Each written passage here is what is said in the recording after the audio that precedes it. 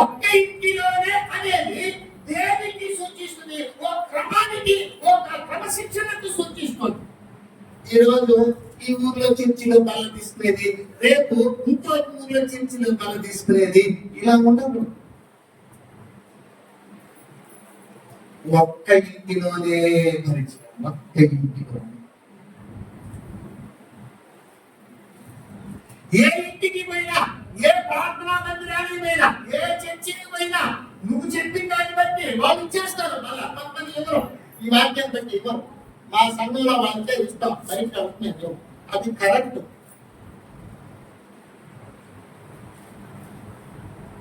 ఊరి పోయినామో ఎట్లా ఆదివారం ఊరికి ఆడపడి చర్చి ఉన్నది. ఆ పాస్టర్ నాకు బాగా పని చేసి డబ్బులు నాకు తీసుకొచ్చా, ఏదైనా తీసుకోవాల్సిన అవసరం ఏం లేదు, ఆడప్పుడు తీసుకుంటాం అని ఇక్కడ డబ్బులు పెట్టి అక్కడ ఇవ్వాలి. అక్కడ కూడా వందనాల పాస్టర్ గారు అక్కడ ఇక్కడ చెప్పేసి పనులు తీసుకుంటాం. ఆడ వాక్యం ఏముందో, ఈడ వాక్యం ఏముందో దిగి ఇది నీ ఇల్లు. నీ ఇంటిలో ఏం చేయాలి? నిలకడగా ఉండి జీవించి ఒక్క సంఘములో ఉండి ఒక్క పద్ధతిని, క్రమాన్ని పాటించడానికి నీవు సిద్ధమనసు కలిగి ఉంటావు. ఇంటింటికి ప్రసారం, ఇంటింటికి పంచుకొని తినే వ్యక్తిగా ఉంటావు.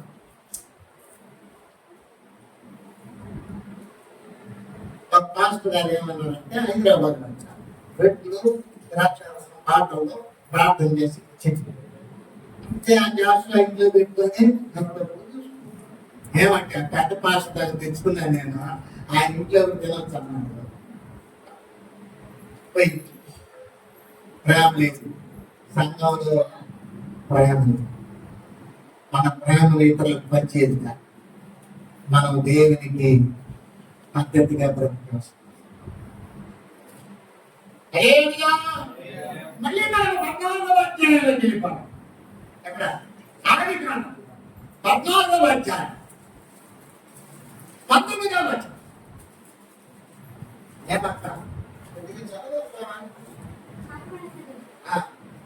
చదువు రానుంది, మీరు బాగా చదువుకున్నాడు కదా, చదవండి.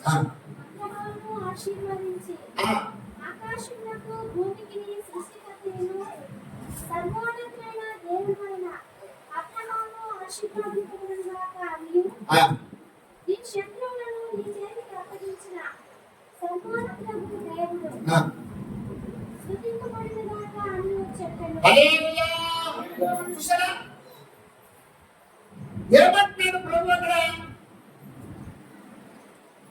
దేవుని యొక్క క్రమాన్ని నువ్వు పాటించినప్పుడు ప్రభు నీకు అక్కడ మంచి దీవెనను నీకు ఇస్తున్నాడు. మళ్ళా చదవండి. అప్పుడు అతడు అబ్రాహామును ఆశీర్వదించి ఆకాశమునకు భూమికి సృష్టికర్తయను సర్వోన్నతుడైన దేవుని వలన అబ్రాహాము ఆశీర్వదింపబడును గాకనియు, నీ శత్రువులను ఈ చేతికి అప్పగించిన సర్వోన్నతుడు దేవుడు స్తుతింపబడును గాకనియు అని. దేవుడు అక్కడ ఆశీర్వదిస్తాడు. నువ్వు క్రమాన్ని, పద్ధతిని నువ్వు అనుసరించి నువ్వు పాటించినప్పుడు నీ విశ్వాసాన్ని చూసి దైవజనుడిగా నుండి దేవుడు నిన్ను ఆశీర్వదించడు. నీకు ఈరోజు ఇక్కడ, ఆ రోజు అక్కడ, ఆ రోజు అక్కడ అంటే అక్కడ కూడా పాస్టర్లు చెయ్యి ఆశీర్వదిస్తారు. కానీ అది నీలోనికి రావాలంటే నువ్వు క్రమంగా పద్ధతి. నీకు ఒకే సంఘం, ఒకే పాస్టర్, ఒకే బోధ. యాత్ర క్రైస్తవులాగా ఈ రోజు అక్కడ చర్చికి, ఇంకో రోజు అక్కడ చర్చికి, ఇంకో రోజు అక్కడ చర్చికి, ఇక్కడ చర్చికి పోతుంటే బోధలు మారిపోతుంది.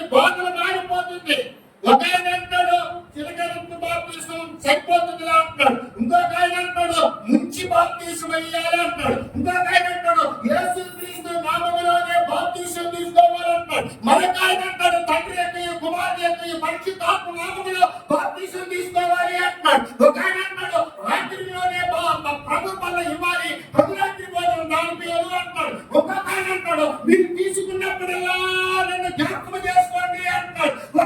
ఒక్కొక్క రకమైన బోధనలో ఉంటున్నారు. కాబట్టి ఏ బోధ నీకు నీ సెట్ అవుతుంది, నువ్వు ఏ బోధన నిలబడగలుగుతావు?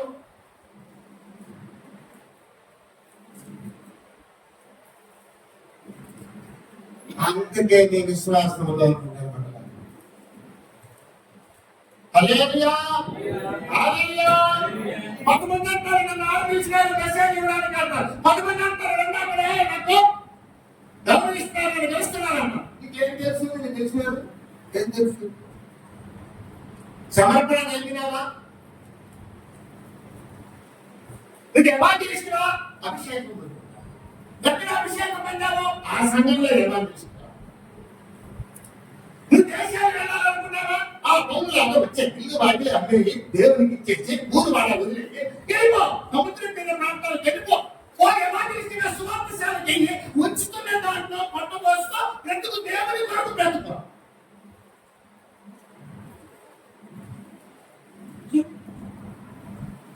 ఏమీ లేదు, ఏమీ తెలియదు. అందరితో కలుస్తావు. అన్ని అన్ని అన్ని మొదలు ఉంటాయి.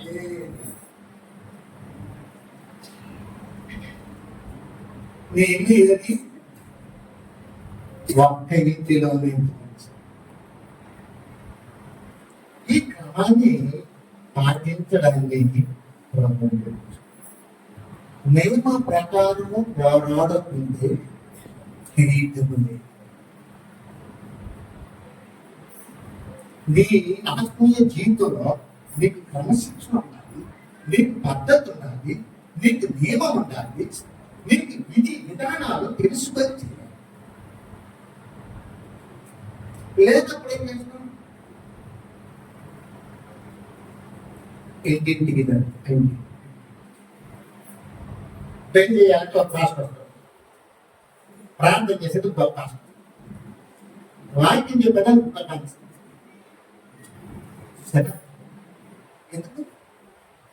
ఎందుకంటే చేయకపోవాలి? ఉండొచ్చుగా పద్ధతిగా ఆ ఇంటిలో ఒక సభ్యుడిగా నువ్వు జీవించవచ్చు కదా.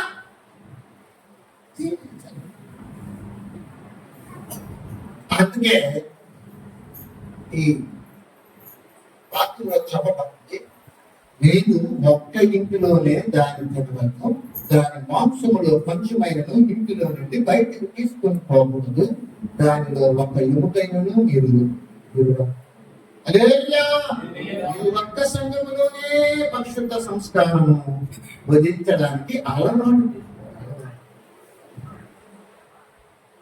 ఇంకొక సంఘం బాప్తిస్మం తీసుకొని సంఘస్థులతో కలిసి ప్రేమ పంచుకుంటూ దైవజనుడికి లోబడి మనకు దైవజనుడికి విలువ ఇచ్చి హృదయపూర్వకంగా దేవుడు అభిషేకించిన వ్యక్తి అని ఆయన అంగీకరించిన వ్యక్తిని మనం అంగీకరించడానికి రామోషపడకూడదు. ఆయన అంగీకరించినాడు, అంగీకరిస్తే అంతా అంగీకరించకపోతే, అంగీకరిస్తే దేవుని యొక్క దీవెన, ఆశీర్వాదము, దేవుని యొక్క కృప అన్ని కూడా నీకు ఆ దైవజనుడి ద్వారా దేవుడు నీకు ఇస్తాడు, నేర్పిస్తాం. అందుకోసం చెప్పాడు, ఒక్క ఇంటిలోనే నీకు కష్టాన్ని విధించుకో. సత్యమునికి చెవి ఇవ్వక కల్పనా కథల వైపు ఇందుకు కాలము వచ్చింది. హిత బోధను సహింపక ఏం చేస్తున్నట ముసలమ్మ ముచ్చట్ల వైపు తిరిగే విశ్వాసులు ఉంటారు. సంఘంలో నిలబడరు, సంఘంలో నిలబడి జీవితాన్ని నేర్చుకొని మన పాపాలు కడుక్కొని పరిశుద్ధపరచుకొని మనము పాపులము, పాపములో నుండి దేవుని దగ్గరికి వచ్చాము, కడగబడి పవిత్రం చేయబడి పరలోక రాజ్యం కొరకు మనం బతకాలి, మన పిల్లలను, మన కుటుంబీకులను నడిపించాలి, ఒక దైవికమైన కుటుంబముగా దేవునిలో ముద్ర వేసుకోవాలి.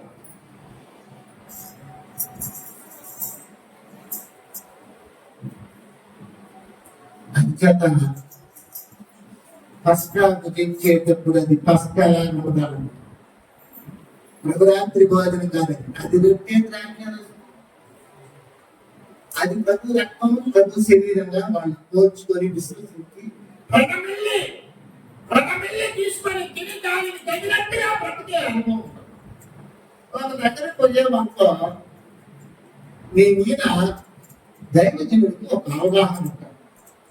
నువ్వు ఎక్కడ పొరపాటు చేస్తున్నావు, లేదా నీ కుటుంబంలో ఎక్కడ పొరపాటు జరుగుతుంది, నీకు దేవుని మందిరానికి గల సంబంధంలో ఎక్కడ ప్రాబ్లం జరుగుతుందో ఆయన తెలుసు కాబట్టి దాన్ని ఆయన నీకు సరిచేసి నేను సరిచేసి దేవునికి అనుకూలంగా పెట్టడానికి ప్రయత్నిస్తాడు. ఆయన ప్రార్థన చేస్తాడు, వాక్యం చెప్తాడు, దర్శిస్తాడు, అనేక గద్దించి బుద్ధి చెప్పి ఖండించి వాక్యం చెప్పి నీ కుటుంబాన్ని నిన్ను సరిచేయడానికి వీలవుతుంది. హల్లెలూయా. నీ సొంత సేవకుడు, నీ సొంత సంఘ కాపరి దగ్గర ఉంటుంది నీ ఫ్యామిలీ మ్యాటర్ అంతా. కాబట్టి ఆయన నీకు ఇక్కడ బోధించి నీకు సరిచేసి బలా మంచి దాసుడు అని ప్రభు దగ్గర నుంచి ఆయన మరణాలు పొందడమో చీవాట్లు పొందడమో జరుగుతుంది. అందుకోసము ఒకే సంఘంలో ఉండి ఒకే ఇంటిలో ఉండి అక్కడ బాప్తిసం తీసుకొని అక్కడ ప్రభు బల సంస్కారం తీసుకొని అక్కడ సిద్ధపడుతూ వెళితే నీ కుటుంబానికి నీకు అది ఎంతో ప్రయోజనం. అక్కడ లేదంటే కొంతమంది ఏం చేస్తున్నారు, చుక్కల్లాగా తిరుగుతున్నారు. హల్లెలూయా, హల్లెలూయా. ఆ నీళ్లు లేని మేఘాలు అటా తిరిగే చుక్కలు అటా తిరుగుతున్నారు, ప్రపంచం అంతా తిరుగుతున్నారు. ఆ పాస్టర్ తెలుసు, ఈ పాస్టర్ తెలుసు. ఏ పాస్టర్ అయితే నీకు సరిపోయినాడు, ఏ పాస్టర్ సరిపడరా. నీకున్న భాగం అటువంటిది, నీ ఇంటికున్న భాగం అటువంటిదిగా కనిపిస్తుంది.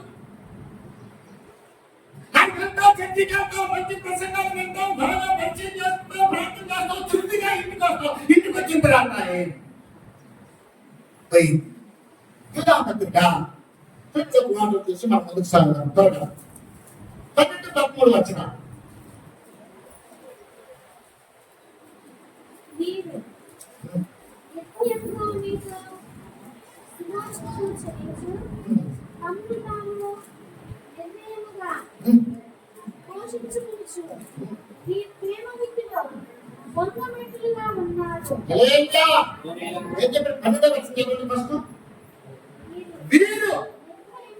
నిర్భయముగా శుభాదినము చేయించు,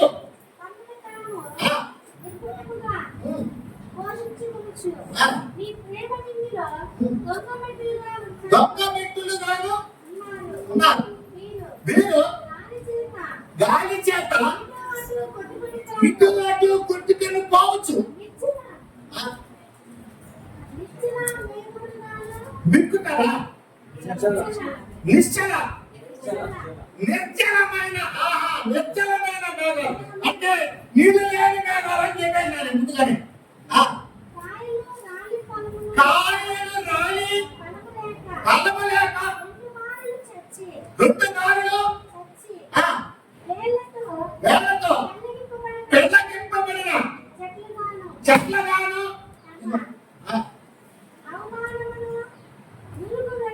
వెళ్ళగొట్టుచు ప్రచండమైన అలలుగాను మార్గము తప్పి ఇరుగు చుక్కలుగాను వాడు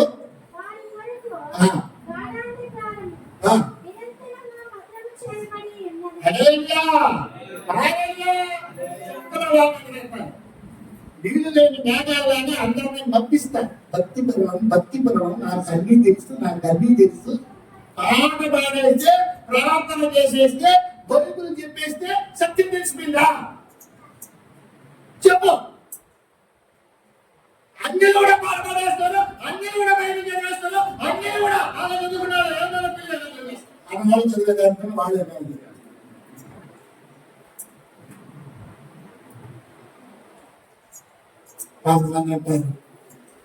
ఆ బాధ బైబిల్ చదవరు, ప్రార్థన చేయడం.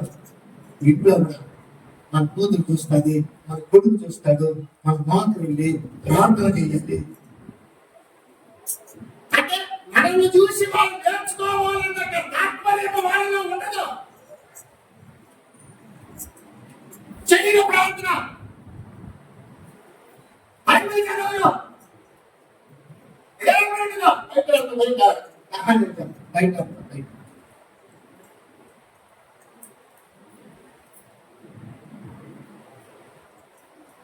నీకు ఒక్క ఇల్లు ఉన్నది, ఆ ఒక్క ఇంట్లో క్రమశిక్షణతో కలగాలి.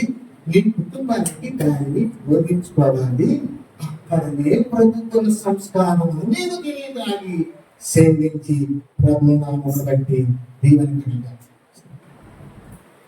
ఇక్కడ నువ్వు పదవుల కోసం కాదు, భక్తుల కోసం కాదు, ఇక్కడికి వచ్చి ఆనందపడడానికి, పవిత్రంగా బ్రతకడానికి నేర్చు. అందుకు ఇష్టమైన వాళ్ళందరూ కూడా ఒకే సంఘంలో ఉన్నారు. అదే రక్తంలో జమపట్టుడు పచ్చని పచ్చని చక్కని ఫలముల గల పచ్చని ఒలీవ చెట్టు వలె మందిరంలో నాటబడాలి.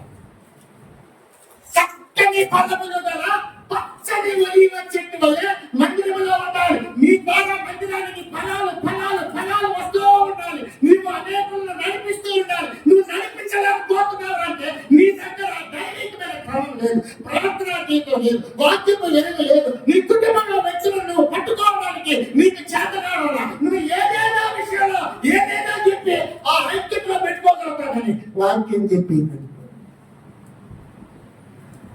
అందుకే ఇక్కడ అన్నాడు చూడండి, వీపు పత్రికలో 3వ అధ్యాయం 19వ వచనంలో చూడండి ఏం చెప్తున్నాడు. నాశనమే వారి అంతము, వారి కడిపే వారి దేవుడు, వారు తాము సిగ్గుపడవలసిన సంగతులు ఏంటో అతిశయించుతున్నారు, భూసమ్మతమైన వారి అంటే మనస్సు నుంచుతున్నారు. వాళ్ళకి ఇష్టం వచ్చినట్టుగా ఇష్టం అనుకోతే డిమాండ్ ఎక్కువైపోయింది. విశ్వాసం అంతటి లేదు డిమాండ్. దేవుడు పిలిస్తే వాళ్ళంతా నువ్వేమన్నా దానం లేని గాలి పట్టాలి. గాలి పట్టానికి దానం ఉంటే ఎంత ఎత్తుకన్నా పోతాయి. దానం లేని గాలి పట్ట ఏ చెట్టుతో ఏ గాలితో ముట్టుకుపోయి ఎక్కడా ఉంటే పడిపోయి చిరిగిపోతుంది. దానం ఉండేదంతా పట్టుకుంటాం దానం. అదే ఈ దానాన్ని ఏం చేస్తాడు, మొదలుతాడు చేస్తాడు, మొదలుతాడు.